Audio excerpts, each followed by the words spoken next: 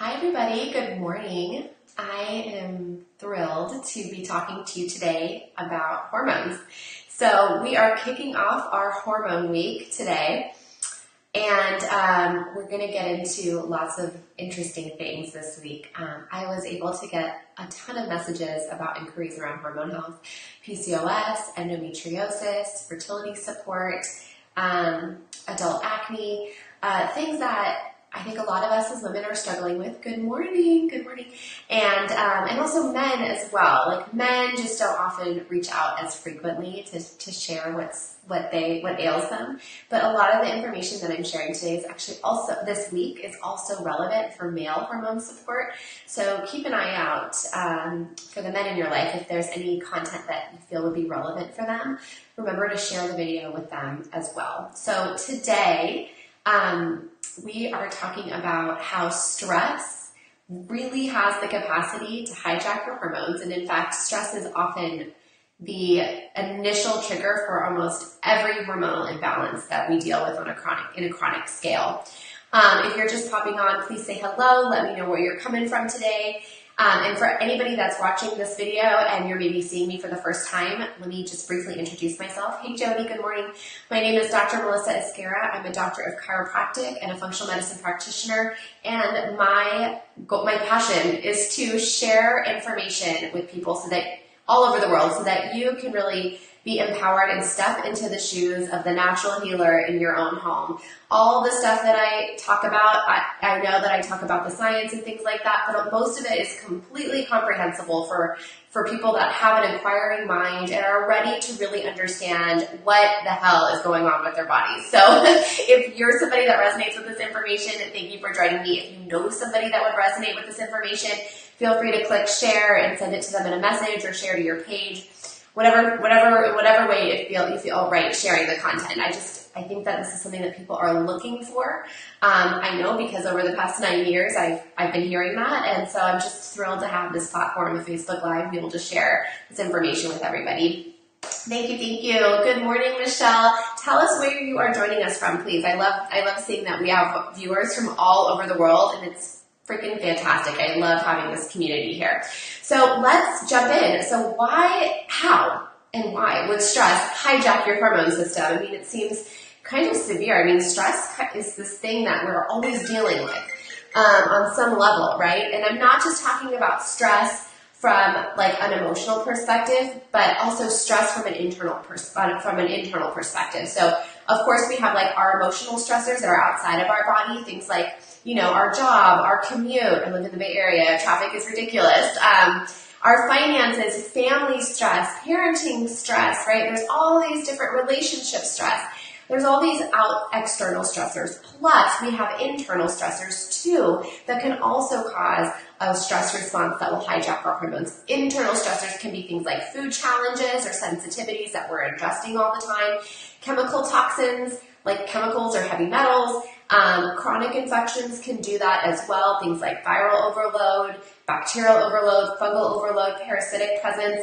All of those things can trigger internal stress responses as well. And that physiological response is the same, whether we're talking about an external stressor or a physiological stressor. And so one thing to know about stress is our physiological response that happens, like our increase in heart rate, our increase in blood sugar, our increase in blood pressure, those are originally like positive physiological adaptations that allow us to survive during an experience of stress. So like you're out in the wild, you're hunting, right? And you encounter an aggressive bear that wants to hunt you as well, right? So initially, all those responses, an increase in heart rate, increase in blood pressure, increase in the mobility of blood sugar, all of those things are meant to give us the tools to run and fight and survive, okay? But these long-term experiences of stress that many of us kind of like live in, for all those reasons that I explained before, over time, they start to affect our physiology in a negative way. And that's when we start to see the development of diabetes. We see the development of adrenal fatigue, hormonal imbalance, blood pressure challenges, right? And so that's like not ideal. It's actually one of the reasons why we see so many chronic chronic health challenges is this stress is the underlying challenge here, and it's always the gasoline on the fire. And then it becomes a vicious cycle, because once those pathologies and those disease processes, they get going, it's really hard for them to stop if you always have stress exacerbating this. If you've struggled with any of these health challenges, or maybe you're in the gray area, you've never been diagnosed, but you can physically feel when stress is hijacking your body, put a 1 in the comment section. Let me know. I'm not alone in this. I can always feel it in my body when I haven't done a good job managing stress in my life. In fact, my body has a big white flag in telling me this to be true. It's anxiety. If I'm not doing a good job handling the stress in my life, my body creates a ton of anxiety, and it really forces me to reevaluate where I'm at. Now, maybe with you, your white flag may be that your periods start to get heavier, or maybe you start to lose your periods. It could actually go either way. Maybe the development of cysts start to happen. Maybe you develop acne. Maybe you have your own physical challenges that pop up when stress starts to become too much in your life. If you feel moved to share that, like what that symptom is, post in the comment section. I feel like when we share what our truth might be, it might enable other people to see what could be possible, what could be happening within them as well. Other people get heartburn flare-ups, digestive flare-ups, IBS flare-ups. Know that these are signs and signals that your body is not handling stress very well.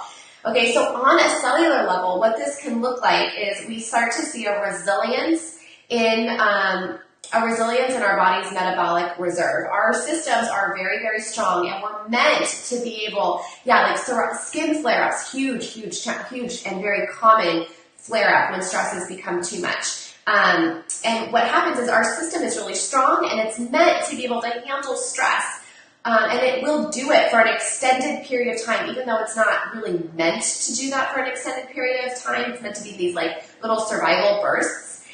And yet, over time, those metabolic reserves, they will start to plummet, okay? And what that can look like is a disruption in the cortisol fluctuation in our day.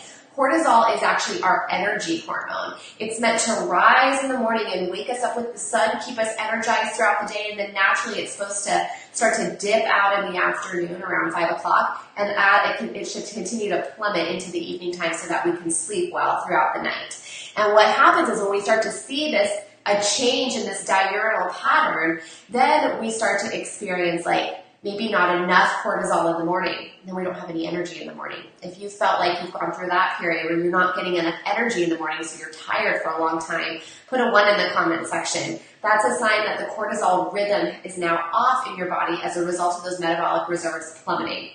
Another possibility is that we see the change in the diurnal pattern be flip-flop. Maybe cortisol's too high in the evening time.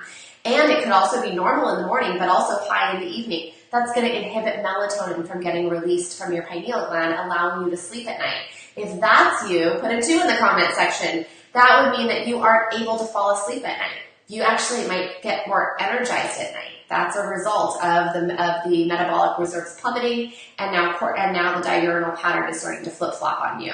That's not good either. That will actually, over time, that lack of sleep starts to exacerbate the hormonal depletion and imbalance even more.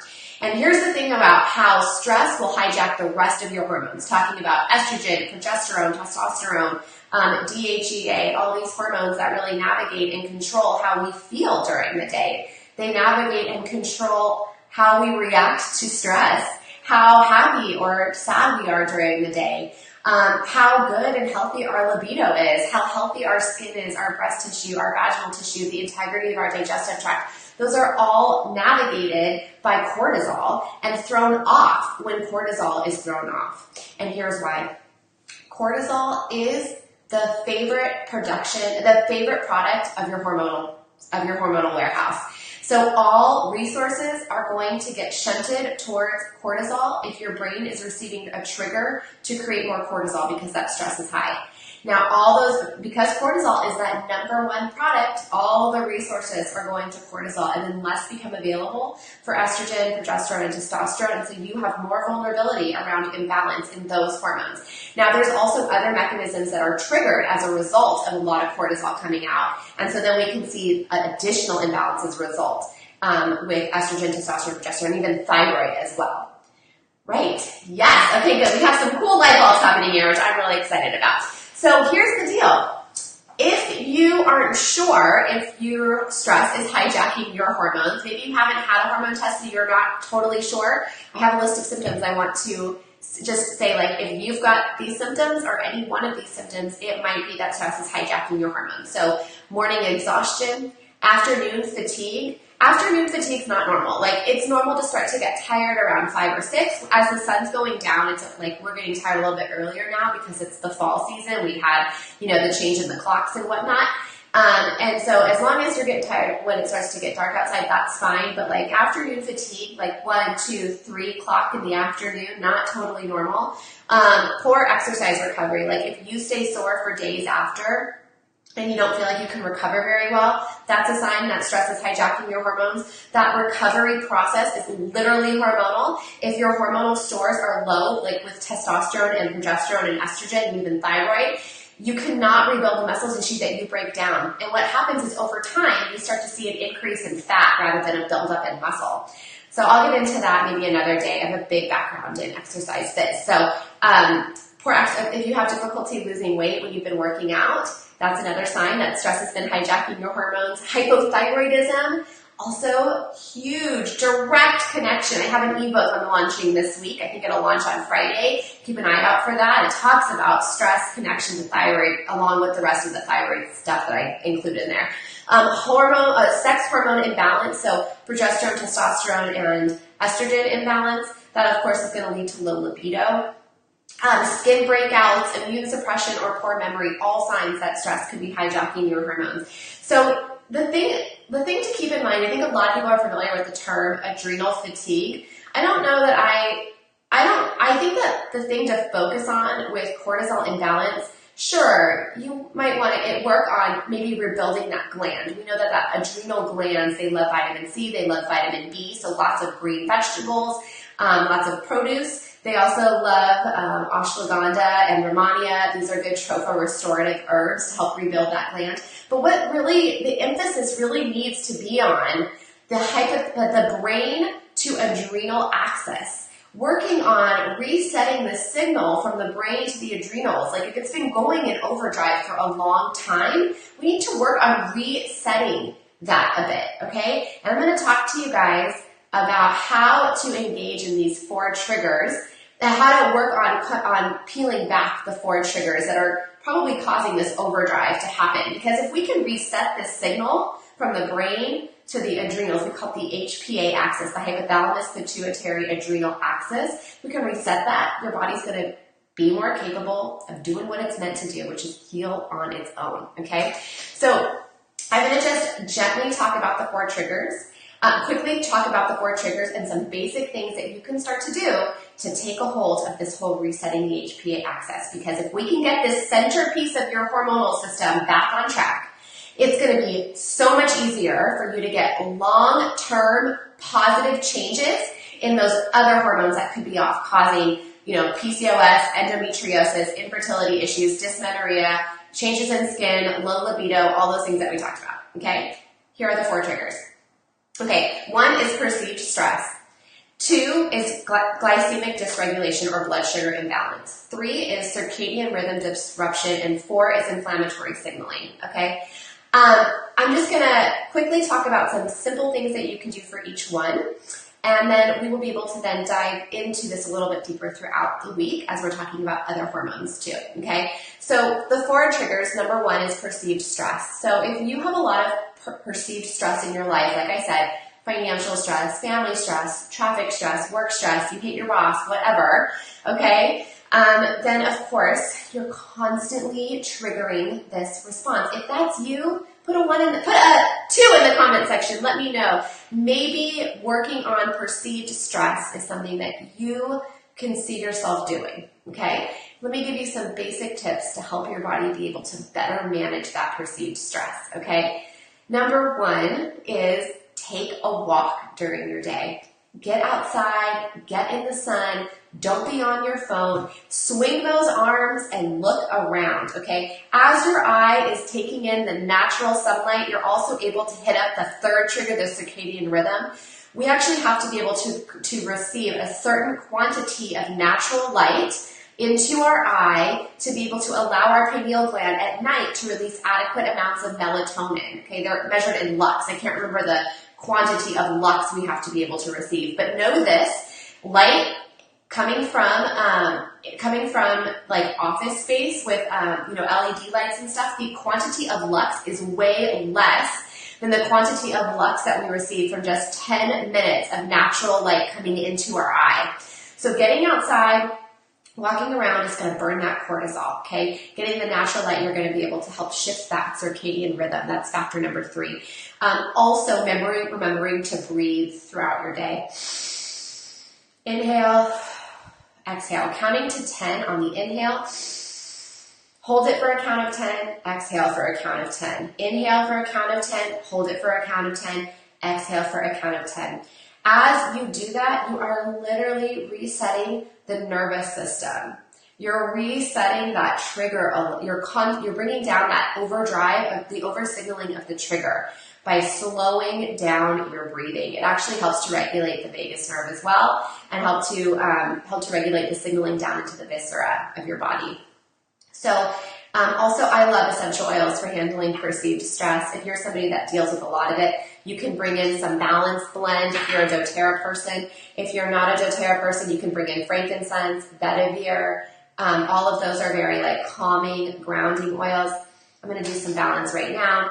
You just need a drop, and then make sure that you're experiencing the aromatherapy of it. The aromatherapy activates the thalamus, the part of your brain that then talks to the top of your hormonal system. And activating that sense of smell helps to induce a calming trigger in the thalamus. And the thalamus will send a calming signal to the hypothalamus. And the hypothalamus will send one to the pituitary and then to the adrenals. It actually is a way of directly affecting that HPA axis. I love aromatherapy for that reason. If you're familiar with aromatherapy and you use essential oils to help calm your stress response during the day, post your favorite anti-stress oil in the comment section for me. I would love that. Go ahead and make sure that you're inhaling. Okay? I love oils for that. Now, number two trigger is sugar regulation. Okay, so make sure you're eating throughout the day. Do not skip breakfast. If you're somebody that gets super hangry, like around 11 a.m., you might not be the type to do the fasting, the intermittent fasting, which is all over the internet right now. And it works really well for some people, but for hypoglycemic, intermittent fasting is usually not very beneficial. Dysglycemia, imbalance in blood sugar, doesn't have to mean diabetes or hyperglycemia. Or pre-diabetes, hyperglycemia means too much sugar. You could be on the low end of sugar, and that causes a stress response as well. Too much sugar causes a stress response secondary to inflammation, because too much sugar triggers inflammation in your body. So making sure that you're eating throughout the day, that you're eating more fiber, more natural proteins. It doesn't have to be animal proteins. And just making sure that you're nourishing your body throughout the day with nourishing foods and not crap foods. Whole foods. If you need a reminder on what foods are good for you, go back to our day 2. We did a cool talk about what foods would be really helpful I think it was day 3 actually. Day 2 or day 3, we talked about foods. And what foods are going to nourish your blood sugar and which foods are going to damage your blood sugar balance. The third trigger is the circadian rhythm. So the third trigger would be circadian disruption. Now the circadian rhythm refers to that cortisol fluctuation. Like we said, it's supposed to raise up like a roller coaster, raise up in the morning time. It'll hit its peak around noon. And then it'll start to slowly dip out throughout the day, hitting its continuing to hit its lowest trends in the evening time.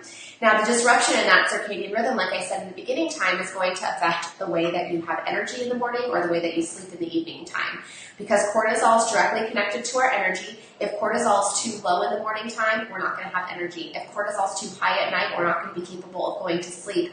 And always remember this. Cortisol and melatonin have an inverse relationship, meaning if cortisol is high, melatonin cannot elevate. Cortisol has to lower before melatonin can elevate. If you're somebody that has to take melatonin at night, it's probably because your cortisol levels are too high at night. If you've had a hormone test or maybe you suspect that, go ahead and type in melatonin in the comment section. Let me know where we're at with this, meaning you don't go to sleep very easily. you have a hard time going to sleep. Staying asleep is usually, if you have a hard time staying asleep, it's probably because you have blood sugar imbalance, actually. So you might need to focus more on factor 2, that glycemic regulation. So if you deal with falling asleep at night, you struggle with that, type in melatonin. It means that your body's probably not releasing enough melatonin at night. And the fourth and final trigger for HPA axis dysregulation is inflammatory signaling. If your body has an internal stress of causing too much inflammation in your body, you are constantly reactivating the HPA axis, consistently making it more difficult for your body to balance out those other hormones like estrogen, testosterone, progesterone, and thyroid, okay? So you might have too much inflammatory signaling going on if you deal with intestinal imbalance. Things like H. pylori overgrowth, SIBO, small intestinal bacterial overgrowth, candida overgrowth. Maybe you have presence of parasites in the body. Any type of dysbiosis is going to cause too much inflammation in the body and cause inflammatory signaling dysregulation. The presence of autoimmune challenges will do the same thing. Excess of toxicity or sluggish liver function will cause too much inflammation in the body as well. And so addressing this hormonal imbalance, the root is looking at the stress response signaling. How much stress is going on in your body, and do you have any of these triggers active in your system that could be keeping this brain adrenal overload, the production of the cortisol belt going in overdrive? Are any of these factors present? Too much perceived stress, blood sugar imbalance, poor sleeping and poor energy patterns during the day, or what we call circadian rhythm imbalance. And fourth and finally, do you have any pro-inflammatory signaling patterns? Do you have any inflammatory signaling, chronic inflammatory signaling going on in your body secondary to dysbiosis in the gut, autoimmune challenges, or sluggish liver? Okay, good, Michelle. Thank you for saying that. If this makes so much sense to you, go ahead and let me know in the comment section. Tell me that this makes so much sense to you. Sometimes I struggle with wanting to know how much to share in these Facebook Lives, but I feel like there's been so much that's been put out there, and people get so confused with the quantity of information that's been put out there. With them, I want to simplify some of that information for you guys. I'm hoping that I'm doing that, even though we're talking about the science behind it. I need to know the why. For me personally, I have to know the why behind any changes that I'm going to make in my lifestyle. It's actually what motivates me to continue on with the changes. So anyways, that's going to wrap up our talk about how stress hijacks your hormones today. We talked about the physiological parameters around that, the why, and then we talked about the triggers, okay? And then what you could do about that in terms of making some lifestyle choices. Tomorrow we're going to get into a little bit more around the thyroid and stress connection, because I know thyroid is such a big deal. Nowadays, I think that the ratio is like 1 in 8 women will end up with thyroid issues. That's like 20 million Americans have thyroid disorders right now. So like a ton. Thyroid is definitely a hot topic. Thank you, Brandy. Thank you. If you're interested in learning about thyroid, go ahead and put right in the word thyroid for me and tune back in here tomorrow. If you listen to this recording and you know others would be interested in it, I invite you to go ahead and click share it to your Facebook page, tag them in this video, or share it to them in their Facebook Messenger and invite them over to this page. I'm here for another 20 consecutive days sharing information on my 30-day Facebook Live challenge. Thanks for being on here today. Have a wonderful rest of the day, and I will see you guys back tomorrow. Bye-bye.